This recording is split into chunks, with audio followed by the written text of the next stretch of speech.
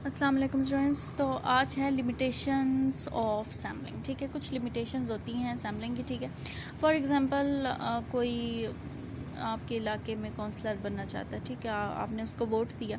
अभी आपका वोट बहुत इंपॉर्टेंट है, आपके साथ वाले घर का भी वोट बहुत इंपॉर्टेंट है, सबके वोट्स बहुत इंपॉर्टेंट है, क्योंकि उसे जीतने के लिए आपका वोट चाहिए।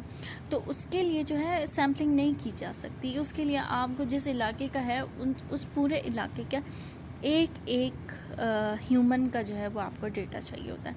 ठीक है, तो उसके लिए आपको इसका कंप्लीट काउंट लेना ज़रूरी हो जाएगा।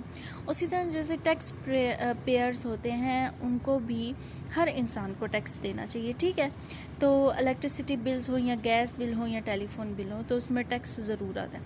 उसके लिए आप सैंपल नहीं बना सकते कि आप इससे ले लें टैक्स, दूसरे से ना लें। ठीक है, नेक्स्ट है सैम्पल डिज़ाइन।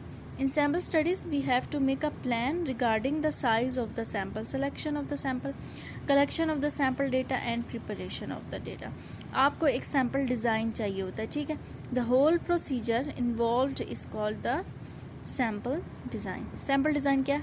आप sample collection कर रहे हैं पहले, उसके बाद ठीक है फिर है data and preparation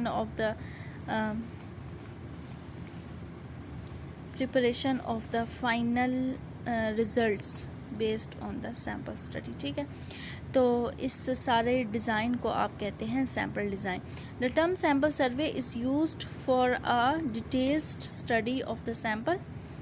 In general, the term sample survey is used for any study conducted on the sample taken from some real world data. ठीक है, ये सैम्पल डिज़ाइन तक आपकी डेफिनेशन है। ठीक है, इससे आगे आपने नहीं जाना।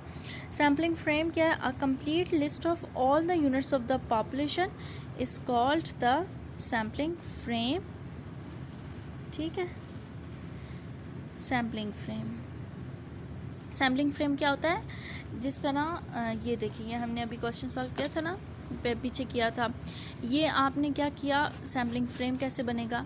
जैसे अभी सैम्पल्स आपने लिए, सैम्पल की पहली हेडिंग में जैसे आपके पास आ जाता है, फॉर एग्ज़ाम्पल आपने एक हसन का डेटा लिया, उसमें आपने उसकी एज, उसका एजुकेशन,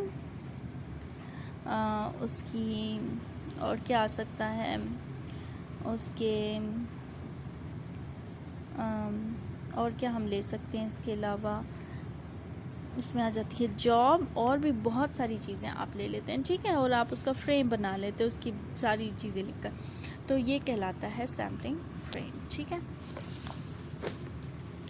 नेक्स्ट है equal probability. The term equal probability is frequently used in the theory of sampling. This term is quite often not understood correctly. It is thought to be close to equal in meaning. It is not true always. Suppose there is a population of 50 students in a class. We select any one student. Every student has probability 1/50 of being selected. Then a second student is selected. Now there are 49 students in the population and every student has 1/49 probability of being selected. ठीक है, अभी equal probability क्या है? हर इंसान के select होने के equal chances हैं। ठीक है, अगर 50 लोग हैं इस टाइम, ठीक है, आपने उसमें से एक निकाल लिया। ठीक है, हर एक के चांस थे 1/50 1/50 1/50। आपका भी चांस आ सकता है, आपका भी चांस, साथ वाले का भी, उससे साथ वाले का भी। ठीक है, अभी आपने एक निकाल लिया, अभी आपके पास 49 स्टूडेंट्स रह गए, उसमें से भी 1/49 का है, यानी इक्वल प्रोबेबिलिटी है कि आप में से 1/49 में से हर एक की एक सिलेक्शन हो सकती है। ठीक है, उसके बाद non probability. In sampling theory and term non probability is used in random sampling. Let us explain it by taking an example. Suppose there are 300 workers in a certain factory, out of which 200 are skilled and 100 are non-skilled. ठीक है, we have to select one subsample out of skilled workers and one sample out of unskilled workers. ठीक है, then the first worker out of skilled worker is selected. Each worker has a probability of selection equal to 1/200. ठीक है, total हमारे पास कितने लोग हैं? Skilled में 200 और नॉन स्किल्ड में 100. Similarly, when the first worker out of unskilled worker is selected, Each worker has a probability of selection equal to 1/100. Both these probability are known though they are not equal. ठीक है, equal तो नहीं है ना. आप जो skilled है और नॉन स्किल्ड है उनको इक्वल तो नहीं कह सकते ना, तो इसीलिए इसे कहा जाता है non probability, non zero probability. Suppose we have a population of 500 students, out of which 50 are non-intelligent. We have to decide to select an intelligent student from the population. The probability of selecting an intelligent student is 1/450, which is non-zero. In this example, we have decided to exclude the non-intelligent students. ठीक है, अब आपके पास जो intelligent students हैं वो आपके पास total population 500 की है. ठीक है, उसमें से 50 नॉन इंटेलिजेंट है. जब आप नॉन इंटेलिजेंट स्टूडेंट्स को निकाल देंगे तो आपके पास 450 स्टूडेंट्स रह जाएंगे. तो अभी अगर आपने इंटेलिजेंट स्टूडेंट निकालना है तो 1/450 की एवरेज वो प्रोबेबिलिटी लेंगे, और अगर आपने नॉन इंटेलिजेंट स्टूडेंट निकालना है तो 1/50 की आप प्रोबेबिलिटी लेंगे. ठीक है, नेक्स्ट है probability and non probability sampling. इसमें है the term probability sampling is use when the selection of the sample is purely based on chance. आप चांस पर हैं, जैसे आपने एक कॉइन फेंका है और कॉइन का आपको नहीं पता कि आपका हेड आएगा या टेल आएगा, या आपने डाइस फेंका है, डाइस मतलब छिक्का जो आप लूडो में खेलते हैं. ठीक है, आपने वो डाइस फेंका है तो आपको नहीं पता कि आपका 6 आएगा, 3 आएगा या 2 आएगा. The human mind has no control on the selection of the non selection of the units for example for the sample. ठीक है, कोई कंट्रोल नहीं होता ह्यूमन का, वो जो है वो ख़ुद को अपने से सिलेक्शन करना ज़्यादा इम्पोर्टेंट समझता है. एवरी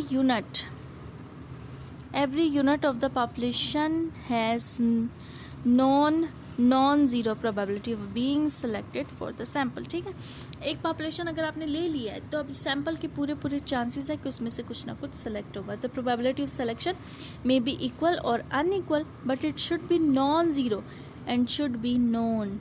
ठीक है, नॉन ज़ीरो ही होगी प्रोबेबिलिटी, हमेशा कुछ ना कुछ आएगा, 0.01 भी आ सकता है. The probability sampling is also called the random sampling, यानी रैंडमली आप सेलेक्ट कर रहे हैं, आपको नहीं पता कि क्या आएगा. ठीक है, not simple random sampling. Some examples of random samplings are. ठीक है, एग्जांपल्स हैं इसकी कुछ, वो 3 हैं. पहली है simple random sampling, stratified random sampling and systematic random sampling. ठीक है, अभी सबसे पहले आता है सिंपल रैंडम सैम्पलिंग. ठीक है, आप सिंपली जो है फॉर एग्जांपल आपके पास कलरफुल बॉल्स हैं एक वास में, तो आप उसमें जब कोई भी हाथ से निकालेंगे तो वो कोई भी कलर आ सकता है. ठीक है, that is called simple random sampling.